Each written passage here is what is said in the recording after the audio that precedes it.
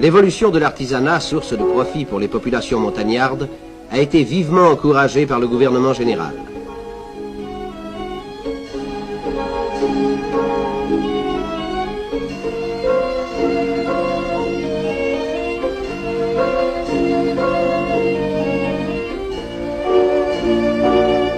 Qui n'a vu sur nos parisiennes ces bijoux en argent d'origine kabyle?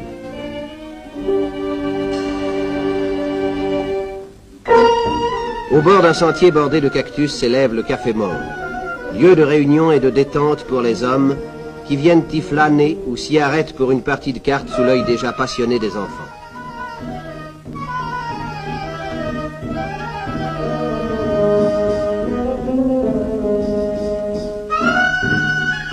Le caïd du Douar, venu visiter ses administrés, est accueilli avec confiance et respect. Ces notables qui discutent ont le caractère de leur race. Ils sont tenaces dans leurs opinions, leurs idées ont la solidité du roc de leur sol. Les enfants, à la sortie de l'école, aiment à se rassembler pour admirer le splendide panorama dont ils sont légitimement fiers. Les Kabyles sont restés soumis à la religion du prophète, dont les actions de grâce se perpétuent à la mosquée et au marabout. Le respect des morts est inébranlable. Sur les tombes entourées de 3 rebords de pierre, les familles viennent prier. Ces rudes montagnards n'ont voulu comme parure à leur cimetière que la majesté des cimes du Djurdjura.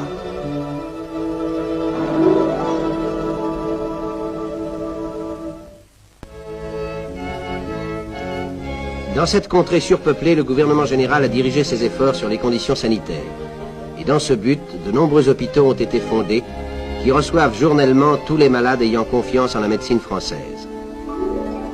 Dans cette cour fleurie, femmes et enfants ont une convalescence heureuse sous la surveillance d'un médecin-chef.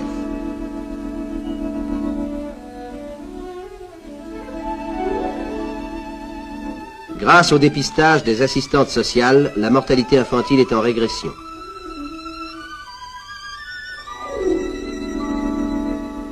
Après une longue maladie, cette jeune femme renaît parmi les fleurs.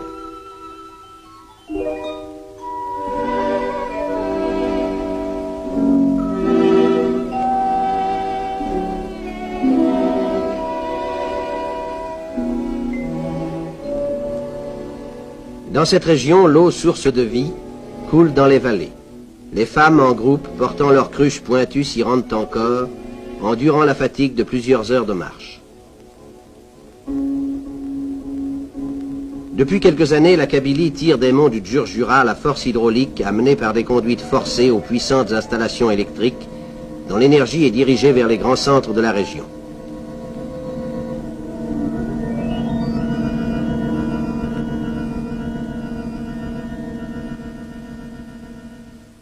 L'électricité dans les villages a permis de pomper dans d'immenses réservoirs l'eau potable qui alimente les fontaines.